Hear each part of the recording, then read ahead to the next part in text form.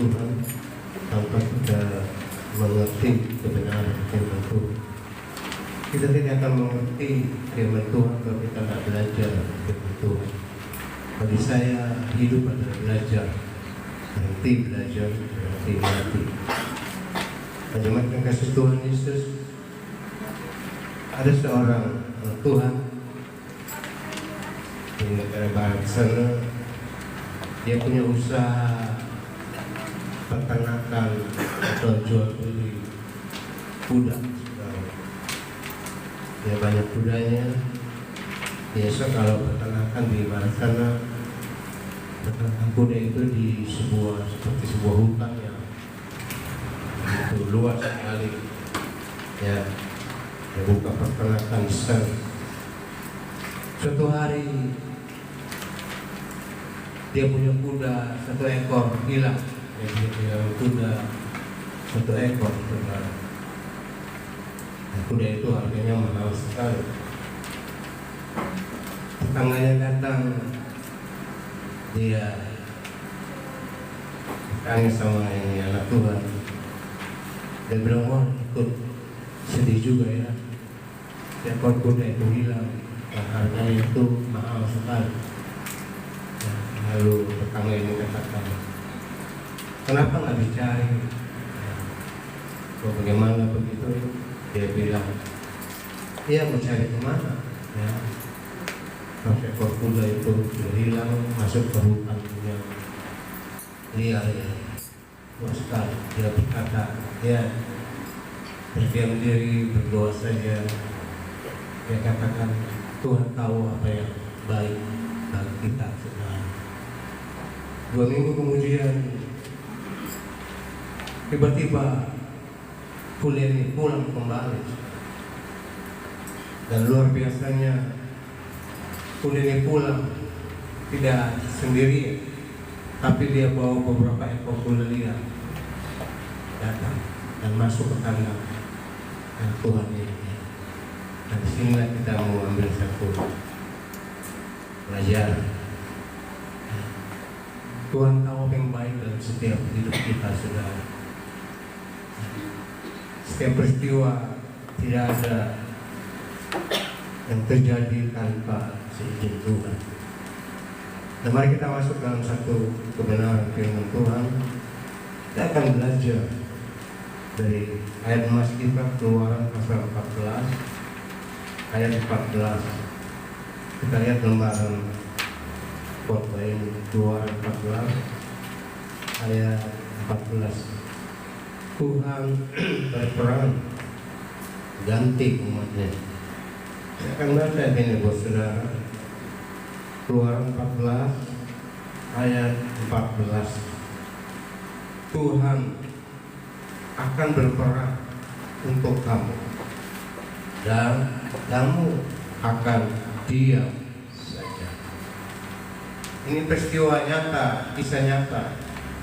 Pada suatu saat Tuhan bawa bangsa Israel keluar dari Mesir untuk masuk ke tanah perjanjian atau tanah Kanaan, tanah yang berlimpah dengan susu dan madunya.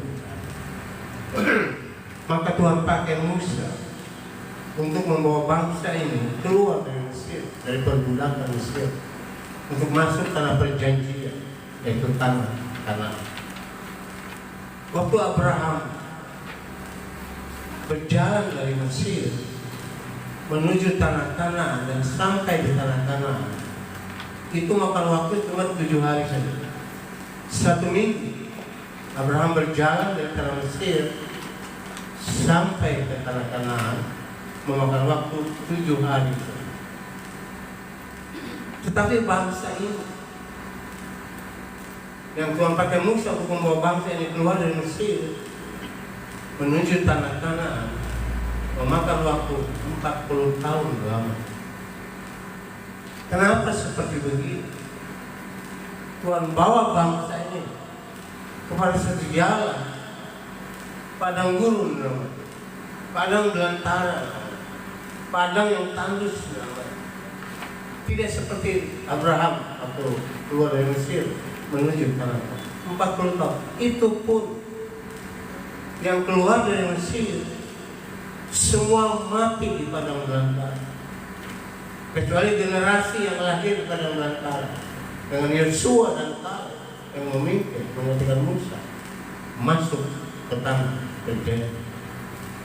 Bangsa ini terkenal dengan bangsa yang keras lembut, bangsa yang terkenal keras hati, bangsa yang terkenal bersungut-sungut. Kalau dia menghadapi kesukaran, dia bersungut-sungut, dia marah kepada Musa. Kenapa kau pimpin kami seperti begini? Jadi sering bersungut-sungut. Firman Tuhan katakan, orang yang suka bersungut-sungut, di samping orang itu ada malaikat marah.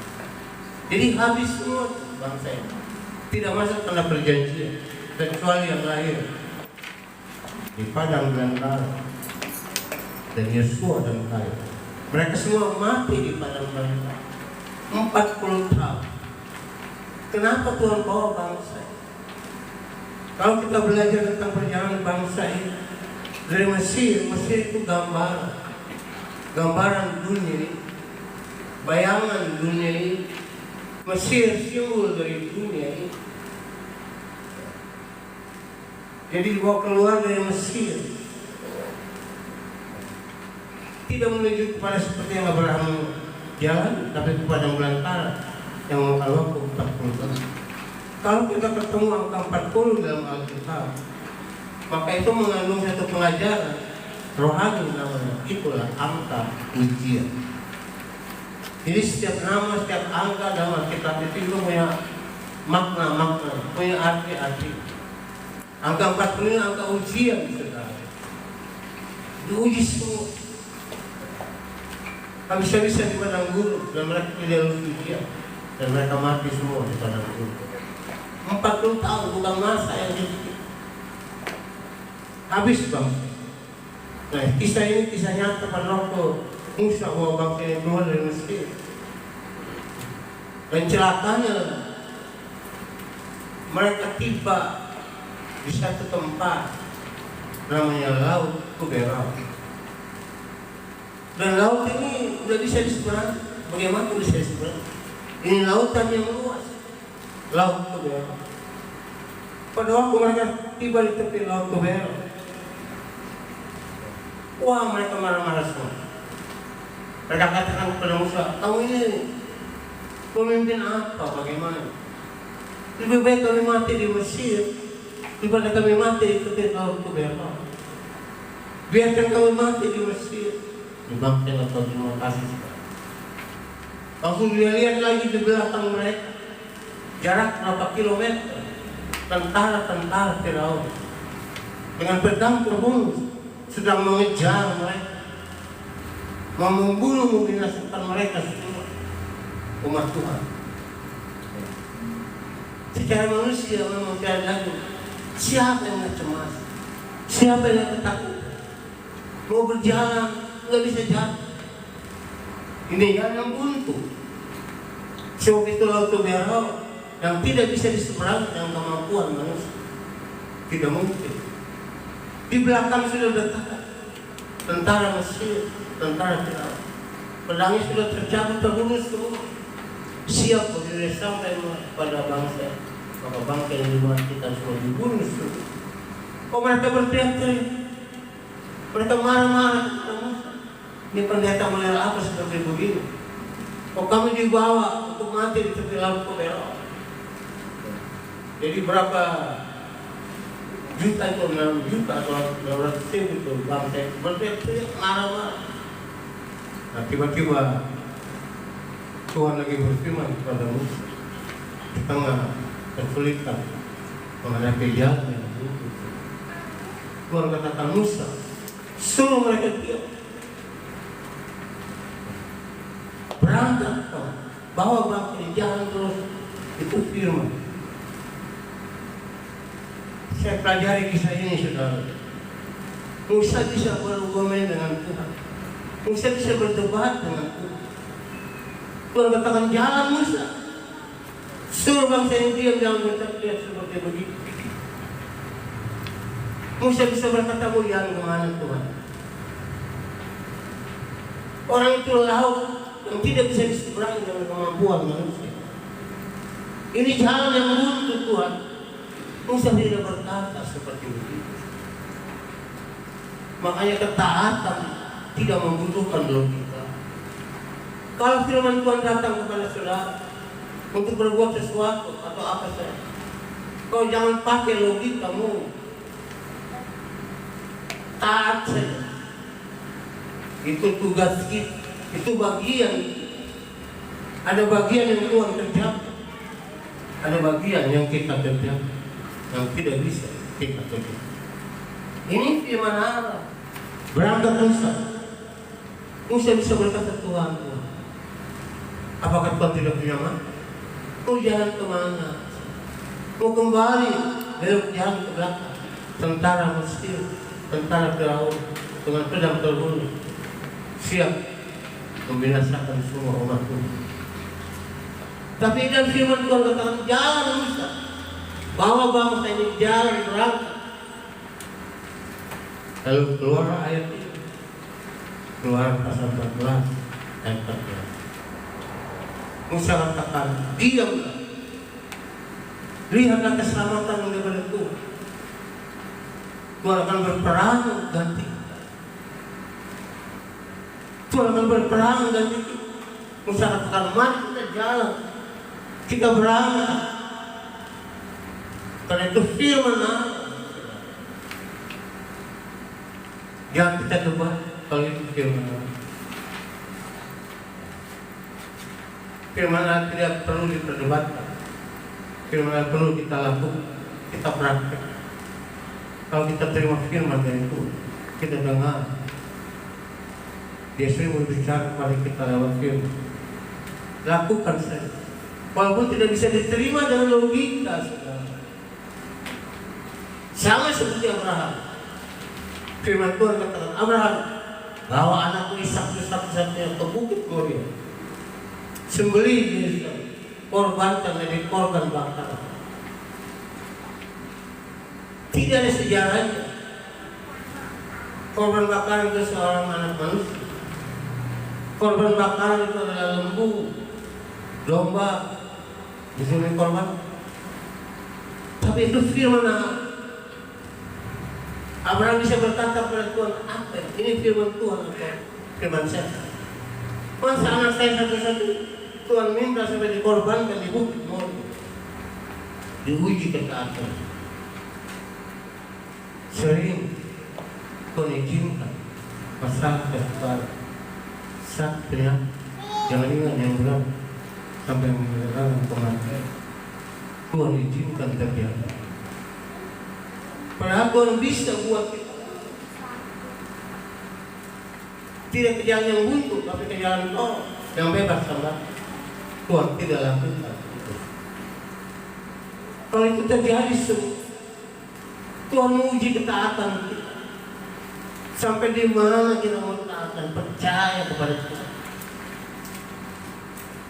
Kadang-kadang kita berdoa tidak langsung, berdoa seperti orang makan lontong, begitu matang, begitu pedas.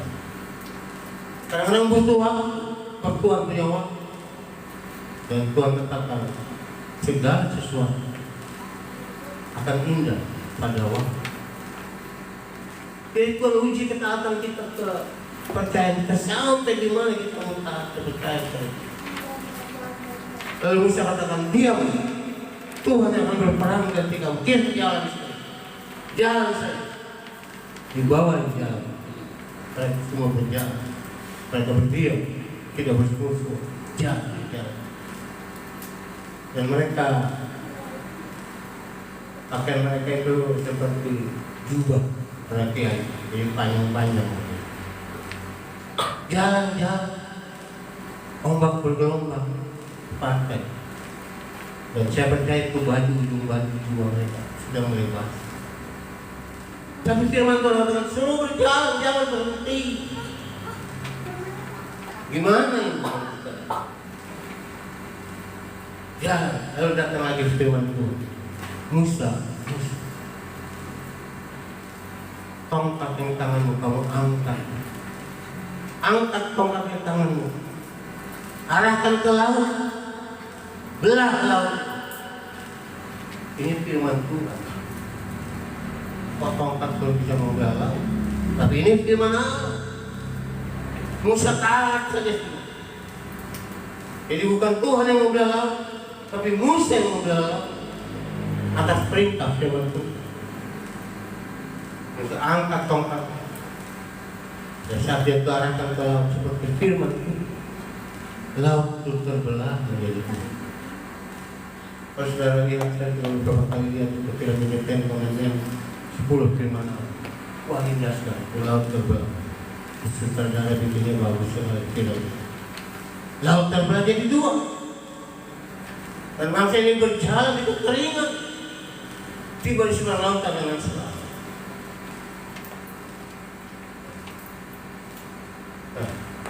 Kata dia,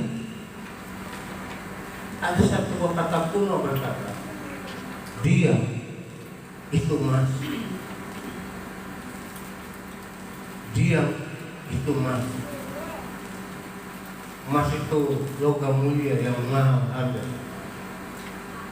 Sekarang saja sudah 1 juta lebih. Logam mulia yang bertanggung jawab. Diam, kata diam di sini bukan berarti kamu diam. Bukan berarti diam saja begitu, saudara. Berdiam diri begitu saja. Tapi diam dalam arti berdoa saja. Jadi diam sudah berdoa saja. Dan Musa katakan, lihat, maka Tuhan akan berperang dan kita. Apa yang tidak bisa kita jangkau? Apa yang tidak bisa kita selesaikan? Apa yang tidak bisa kita capai? Biar kita serahkan Tuhan untuk mencapai, menjangkau itu. Sehebat-hebat kita menentang siapapun dia, setinggi apapun pendidikan dia, pada satu saat tidak bisa menembus batas, berhenti sampai di sini. Tapi kuasa Tuhan tidak menembus batas. Dia Tuhan yang tidak pernah berubah, dulu, sekarang, dan sama. Sudah diam. Dia bukan berarti dia begitu menyerang diri saya. Ya dia itu berdoa. Jadi Anda berdoa, banyak masalah, banyak kebutuhan, banyak kesulitan, banyak penyakit yang membawa kematian. Tidak bisa disembuhkan dengan obat-obatan yang sudah begini canggih sekarang. Ilmu yang pengobatan. Tapi bisa diselesaikan dengan doa.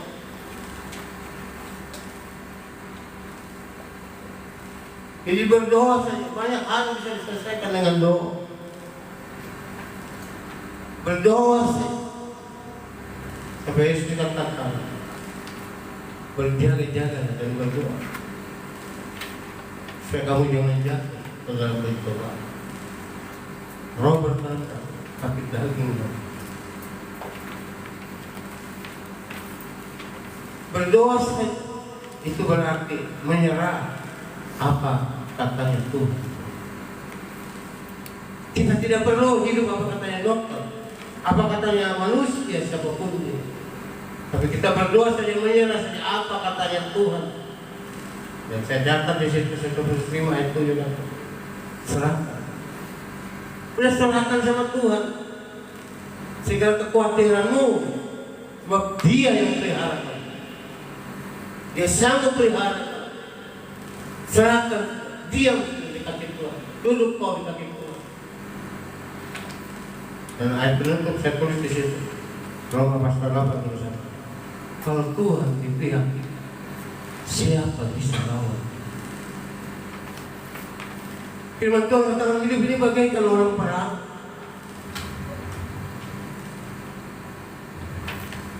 Bagaikan orang yang perang. Dan kalau Tuhan ada di pihak kita, siapa lawan kita? Serahkan sudah sama Tuhan. Yang kau pikirkan betapa beratnya bisnis zaman sekarang. Dan krisis ekonomi yang berkepanjangan. Anda sudah nggak usah khawatir. Serahkan saja sama Tuhan, firman Tuhan berkata. Dia akan pelihara hidupmu. Dia akan buka jalan buat bisnismu. Satu pintu tertutup, satu pintu Tuhan bisa buka.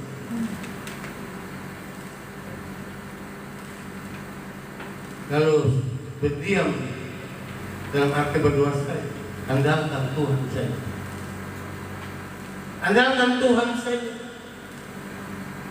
Anda mau andalkan apa aja? Kalau situasi zaman sekarang kau andalkan kemampuanmu.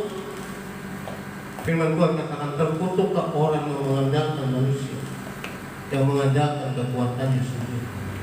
Saya catat ayat dari situ ada baca di rumah. Tapi diberkatilah orang yang mengandalkan Tuhan, yang menaruh harap kepada Tuhan.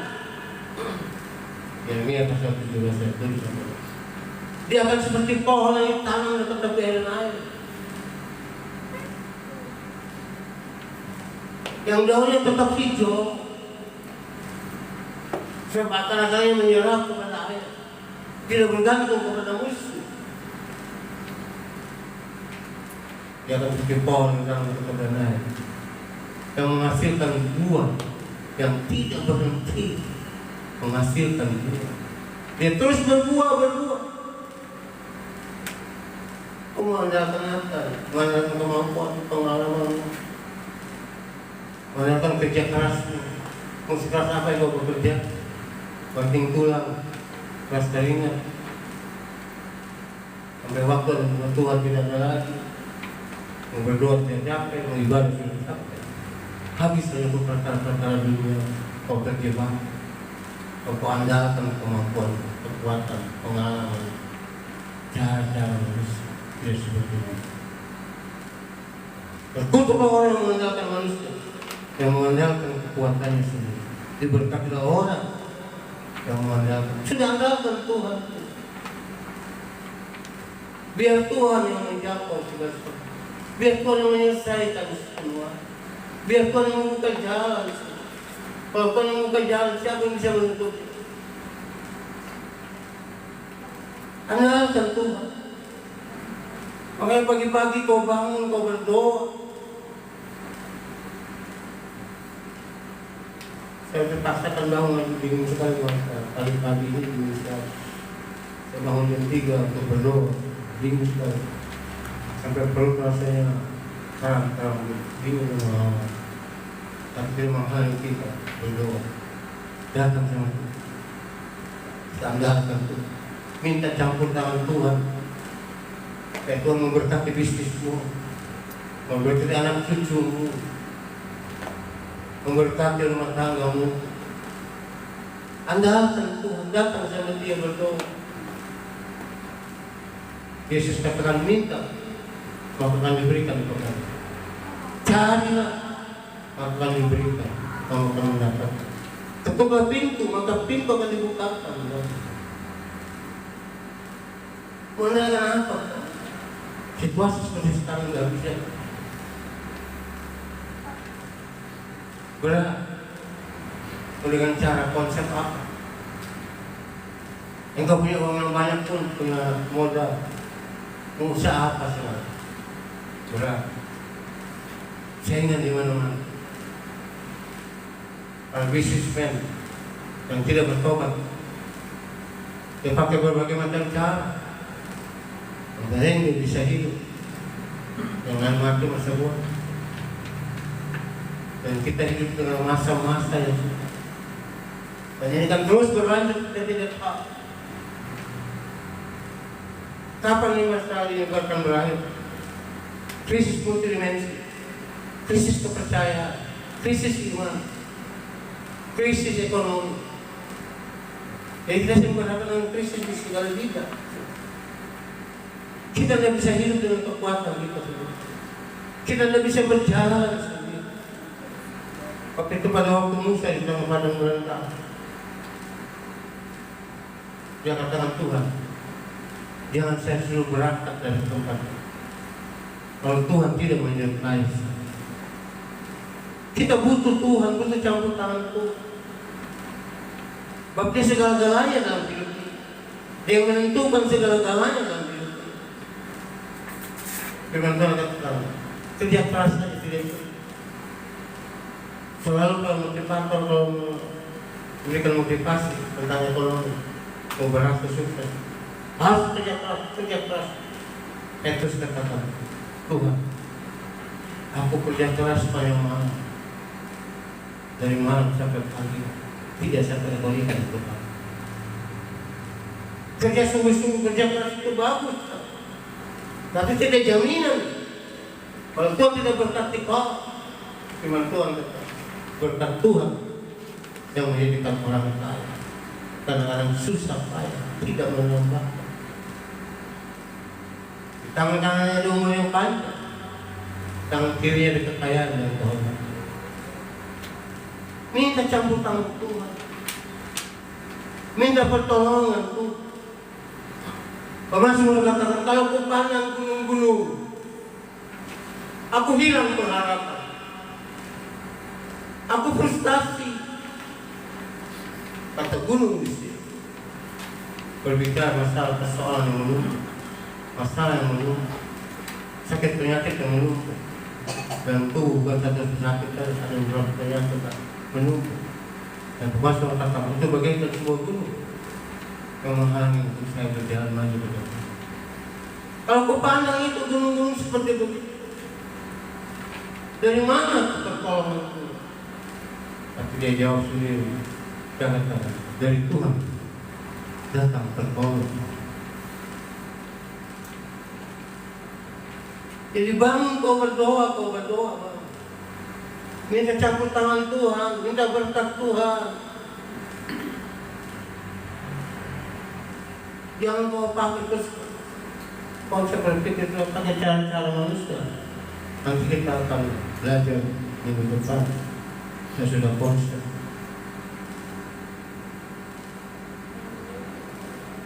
Kristen duniawi, Kristen yang lain, berdoa macam jadi diam dalam arti berdoa saja. Andalkan Tuhan saja. Banyak para tokoh-tokoh iman dalam menyelesaikan permasalahan kehidupan dengan berdoa, dan Tuhan berperang mengganti mereka. Kita lihat materi contoh. Jadi kita dapat kembali dengan bawa pulang. Anak-anak kita bisa baca di rumah untuk renungan pagi atau malam. Lihat contoh Daniel pasal. Kita baca dengan baca di rumah. Kita sudah banyak dengar cerita Raja Daniel memerintahkan semua, siapapun dia, dan Daniel sudah mendapatkan satu kedudukan di istana Babel dengan syarat Mesak Abednego. Kalau dia menyembah patung yang dibikin oleh Raja Nebukadnezar, dia memenuhi syarat Mesak Abednego, maka dia harus dimasukkan ke dalam gua singa. Ini ultimatum Raja jahat, penguasa negeri Babel, dimasukkan dalam gua singa. Dan apa yang terjadi? Dan yang dilaporkan sama teman-teman seperti itu. Tuhan Raja lihat Daniel masih menyembah kepada, tidak mau menyembah kepada patung. Waktu Daniel dengar ultimatum, firman Tuhan katakan, dan katakan, dia masuk ke kamar. Dia tidak cari pertolongan kemana-mana. Dia tidak minta belas kasihan raja, sebab dia sudah dapat kedudukan di negeri Babel sebagai orang Israel yang dianggap baik, pintar sama raja. Tapi dia masuk, dia berdoa satu hari 3 kali dia berdoa, pagi siang malam, pagi siang malam. Itu gua singa. Setiap kandang ada 6 ekor singa. Dan kalau ada tawanan yang boleh masukkan seperti Daniel, seminggu sebelumnya Ini singa tidak diberi makan seminggu sebelum. Anda bayangkan. Supaya dia jadi singa yang buat. Seminggu dia dikasih makan di sini. Baru tawanan dimasuk. Baru Daniel dimasuk. Tapi Daniel sudah berdoa. 1 hari 3 kali. Dia tidak mencari pertolongan kemana-mana. Sudah dia menyerah ke Tuhan, apa katanya Tuhan saja. Tapi ini ultimatum raja, perintah raja yang tidak bisa dilakukan. Dia berdoa. Raja tanya, benar katakan, kau tidak menyembah berapa? Benar Tuhan. Ambil adanya, dimasukkan ke dalam buah singa. 6 ekor singa di dalam. Seminggu tidak dikasih makan. Raja karena sudah melakukan ultimatum, karena dia seorang raja yang tidak bisa seperti menjilat dunia yang juga. Dia sebenarnya cinta dan sayang sama Daniel. Tapi Daniel tidak mau taat menyembah kepada. Pagi-pagi raja Daniel datang ke bos itu. Dia berteriak-teriak, Daniel. Waktu Daniel dengar suara Raja Darius memanggil itu. Oh, Daniel katakan, ya Tuanku Raja. Oh, Raja senang. Sampai senang dia terhadap Daniel. Tidak pernah ada tawanan yang masuk ke bos itu. Bisa keluar hidup itu. Habis terlihat orang yang suka berdoa. Singa-singa Babel yang tidak berdaya menghadapi orang yang suka berdoa. Dan yang selesaikan dengan doa. 1 Petrus pasal 5 ayat 8 kata, berjaga-jaga.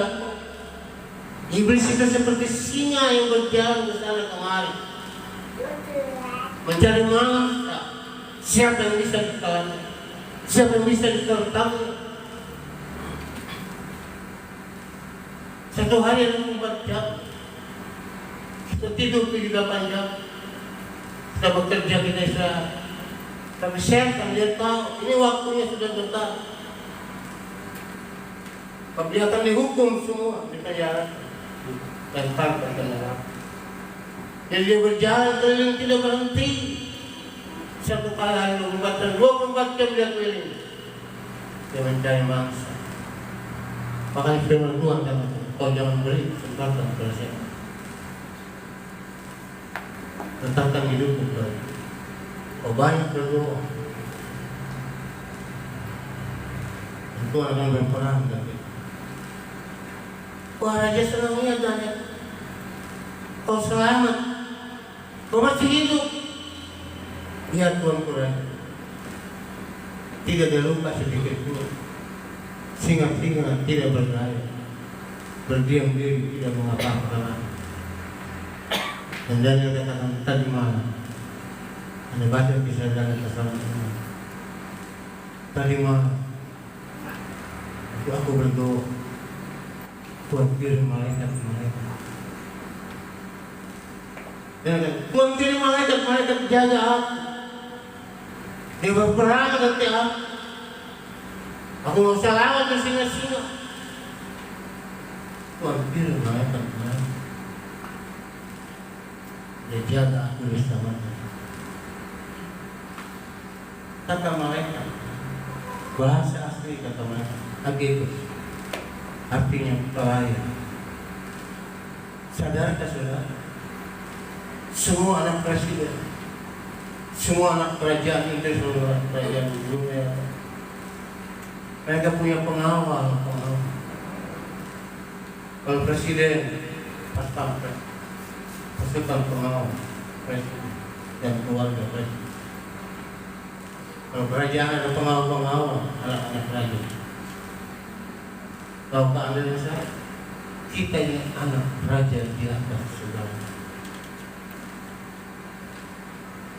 Kita bisa menggunakan jasa malaikat. Mazmur katakan, malaikat-malaikat akan diperintahkan kepada untuk menjaga engkau di setiap sepanjang jalan. Mazmur 91 ayat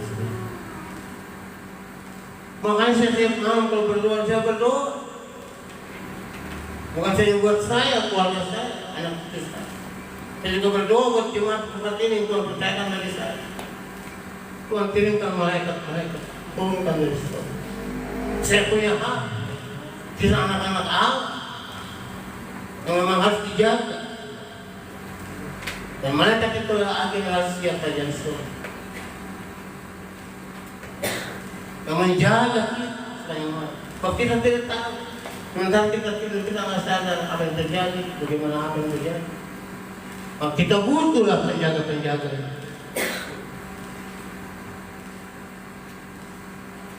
Dia malaikat jaga, minta jaga. Kalau kamu pergi kemana, jangan lupa berdoa, minta malaikat jaga, kesukaan jaga. Sebelum iblis berjalan keliling ke sana kemari bagikan singa yang buas, yang tidak punya belas kasihan. Siapa yang bisa diterkam, dia terkam. Dan jemaat melihat saja yang terkam. Kurang berjaga-jaga, kurang berdoa, malaikat terkirim dari surga. Dan jangan diangkat kembali menjadi pejabat tinggi yang dilibatkan sama seperti sahabat Meshak seperti ini. Juga Paulus dan Silas di penjara di kota Filipi karena dia memberitakan kebenaran, bukan dia berbuat salah, berbuat dosa, kejahatan, tidak. Kalau dia ditangkap sama pemerintahan Roma, dimasukkan penjara di Filipi. Kisah Rasul 16, ada baca di rumah nanti. Waktu dimasukkan penjara di Filipi di tengah malam, oh Paulus sudah bersungut-sungut. Ya apa Tuhan? Oh begini Tuhan. Kalau saya berbuat jahat, saya menipu, saya berjudi, saya merampok, saya penjara tidak apa-apa, itu aja. Tapi saya tidak berbuat apa-apa, saya memintakan firman Allah, saya tahu. Paulus tidak bersungut-sungut. Sering ini terjadi kepada hamba Tuhan karena begitu. Ya apa Tuhan, saya sudah main sungguh-sungguh. Kok cuma seperti begini? Enggak perlu. Saya sudah setia Tuhan. Seperti pemilik kuda. Dia kata, Tuhan tahu apa yang baik bagi kita. Lebih baik kita diam daripada kita banyak bicara. Dan Tuhan dalam banyak bicara terjadi banyak pelanggaran. Apa yang terjadi? Kalau berdoa bersama dengan Silas, ini memakan press dan ujian dan penyembuhan. Ada kuasa dalam pujian, ada kuasa dalam doa. Dia berdoa tengah malam, dia berdoa, dia tidak bersungut-sungut, dia tidak ngomel sama Tuhan. Apalagi salahkan Tuhan, dia open. Kok begini saya? Tidak. Kita mencatat dia berdoa tengah malam bersama dengan Silas. Nyanyi, menyembah, berdoa, nyanyi, sampai pagi, nyanyi berdoa. Anda tahu firman Tuhan itu tembok. Sementara dia berdoa menyanyi mengucapkan baik Allah. Itu tembok bergoncang seperti kena gempa. Bergoncang itu pintu penjara. Gemboknya copot semua. Kedua tangannya dipasang di rantai, kedua kakinya di rantai. Kedua rantai diputuskan dengan kekuatan Allah. Sementara dia berdoa memuji Tuhan, menyembah Tuhan, rantai itu putus. Pintu penjara terbuka. Dan firman Tuhan berkata, seorang malaikat turun dari surga, ambil Paulus keluar dari penjara, tidak datang. Kita merasa diam itu dalam arti kata berdoa saja sudah.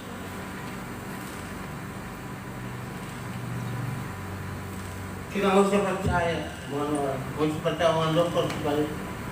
Kita lebih percaya apa katanya Tuhan, bukan apa katanya manusia.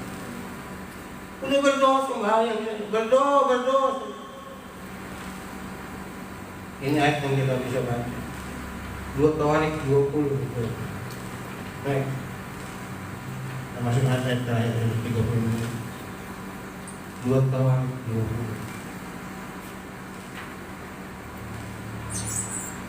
2 Tawarik 20 ayat 3 dan ayat 15. Saya baca itu. Yosafat menjadi takut, lalu mengambil keputusan untuk mencari Tuhan. Dia menyerukan kepada seluruh Yehuda supaya berpuasa. Ayat 15 kita lihat.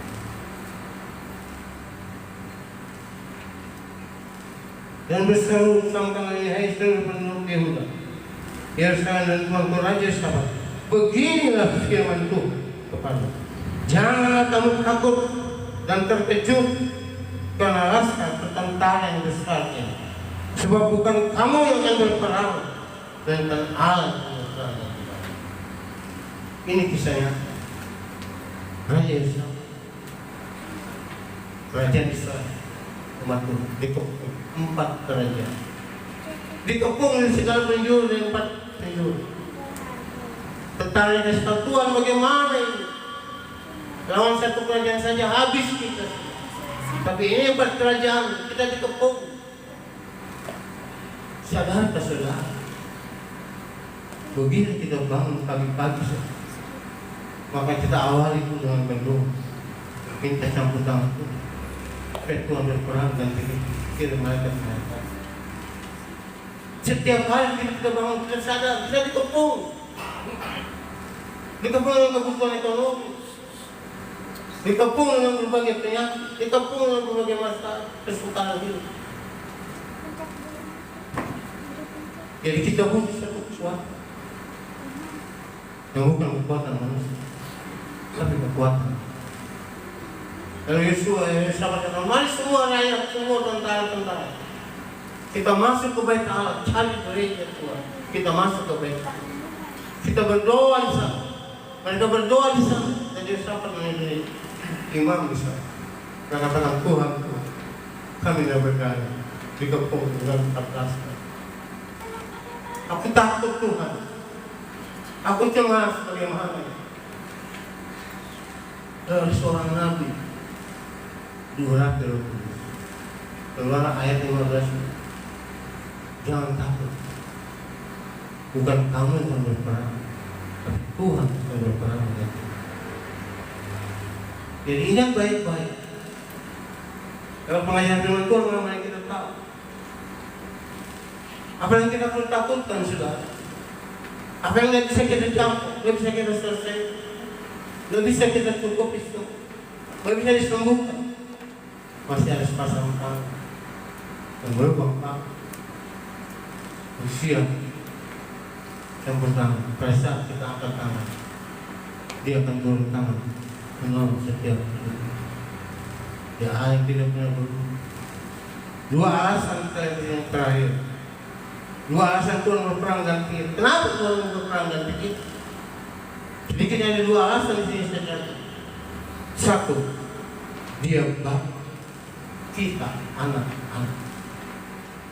Makanya kenapa orang percaya, orang Kristen disebut anak Tuhan? Memang kita anak Tuhan. Kenapa kita diadopsi? Menurut Yohanes pasal 1, orang yang percaya kepada diberinya kuasa otoritas untuk menjadi anak-anak. Sadar siapa kita? Anak-anak Allah. Itu yang mempermalukan Tuhan. Dengan anak Tuhan, raja di atas segala. Kapan kita diadopsi sama beda? Pada saat dia masuk ke Islam, itu harga yang dia bayar. Kita diadopsi. Kalau kita yang mempercaya kepada, maka kita jadi anak. Anda bayangkan, kalau Yesus katakan, kalau kamu berdoa, katakan, Bapa kami yang di surga. Apa artinya?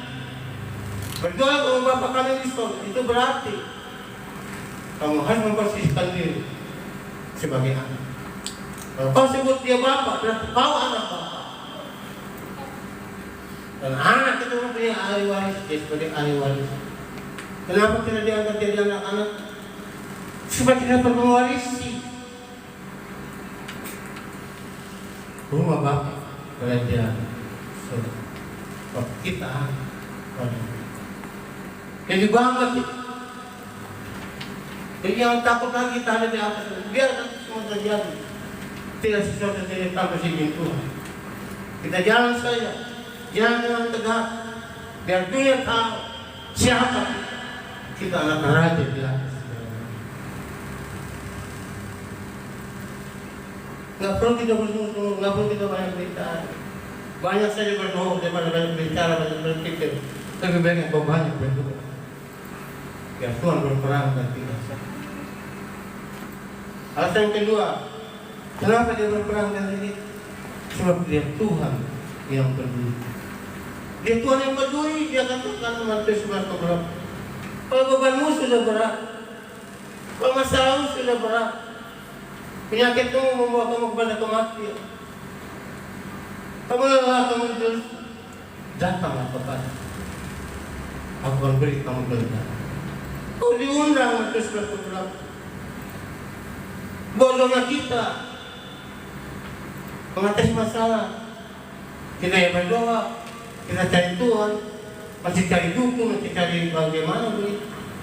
Itu kebodohan besar. Kamu cakapkan ini saudara.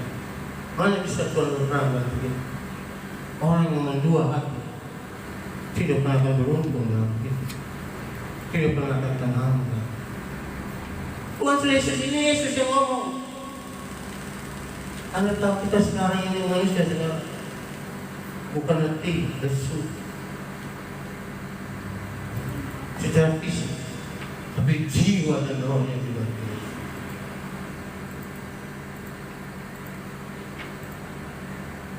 Orang lesu kalau sudah jiwa mesti lesu. Kalau mesti lesu, kamu cari obat kemana? Kalau fisikmu yang lelah, letih, lesu, kena beban berat kerja berat. Kau bisa beli vitamin, kau bisa minum obat vitamin, kau bisa istirahat. Tapi pagi kau bangun kau sehat kembali. Tapi yang letih lesu beban berat bukan tubuh fisikmu, tapi jiwa dan roh.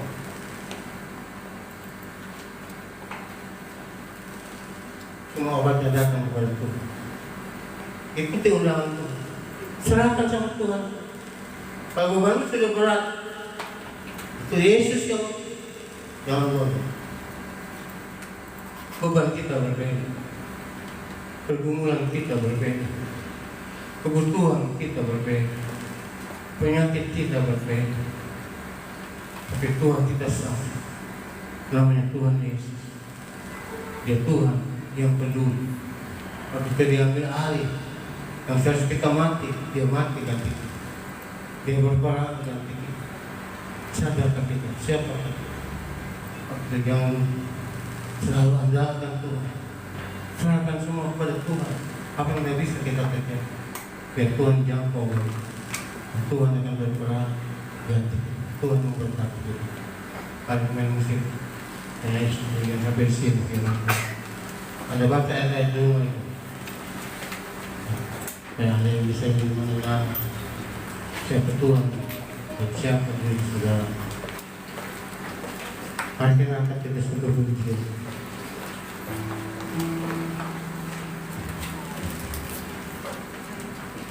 Ayo kita bangkit berdiri. Kita angkat puji hingga rencana Tuhan. Tuhan punya rencana indah bagi hidup saudara dan saya. Bukan kebetulan kau jadi jemaat tetap. Bukan kebetulan kau jemaat firman-Nya. Tapi dia punya rencana indah buat masa depan saudara. Dia akan berperang ganti kita. Dia Allah yang peduli. Dia Bapa kita, Bapa yang baik. Haleluya.